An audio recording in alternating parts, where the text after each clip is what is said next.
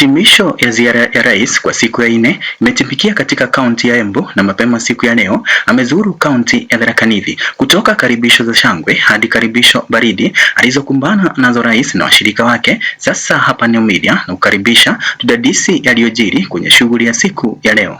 Kama kawaida kwa siku ambazo tayari amezuru, rais amekuwa na ahadi tele kwa wenyeji, kutoka ahadi za uunganishaji wa stima, ujenzi wa mabarabara na ujenzi wa masoko. Swali ambalo pengine wenyeji hawangeweza kumuuliza rais ni kana kwamba kwa sasa hilo jambo la dharura ama ni kushughulikia uchumi na lishe la kila siku kwa Kenya, kwa kuwa ahadi anazoahidi ni za msingi wa muda mrefu. Na kulingana na mimi, kwa sasa ingekuwa vyema zaidi iwapo rais angeanzisha miradi sawa na mradi wa kazi ulioanzishwa na utawala uliopita.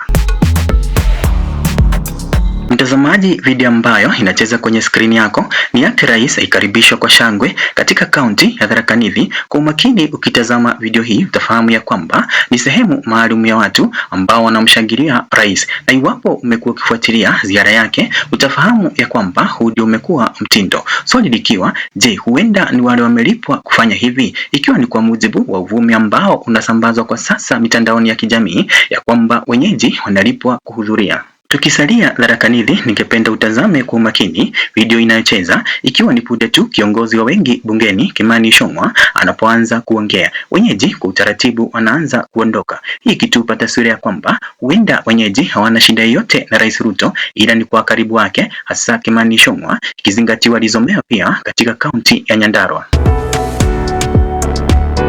Na kwa jinsi Rais Ruto anavyotaka kushida tena nyoyo za wenyeji wa eneo hilo, Kimani Ichung'wah huenda mwishowe akajipata pabaya, kwa kuwa Rais Ruto huenda akafanya mabadiliko na kutema viongozi ambao anaamini hawana umuhimu wote kwake ifikiapo uchaguzi wa mwaka 2027. Katika kaunti ya Embu mambo imekuwa shwari. Rais kama kawaida ameahidi wenyeji hasa wanabodaboda, lakini hili halikutosha kwa kuwa bado wenyeji walionyesha kutokubaliana naye rais wanapoanza kumkashifu Rais Ruto kwa kuwa muongo kupindukia. Wamepata stima na leo hapa tunaanzisha hii kitupa taswira ya kwamba kwa sasa Wakenya wako na maarifa ya kwamba ahadi anazopeana Rais Ruto aidha hatatimiza, na iwapo atatimiza lazima yote yapitishwe bungeni kupitia bajeti la serikali. Kwa kupokea taarifa za aina hii, na kuomba mtazamaji wangu ubonyeze subscribe button na alama ya like chini ya kituo hiki cha ripoti nambari 2 nyuma ya kuna, kwa masuala ibuka na yanayojiri uwanjani mwa siasa. Hapa ni New Media.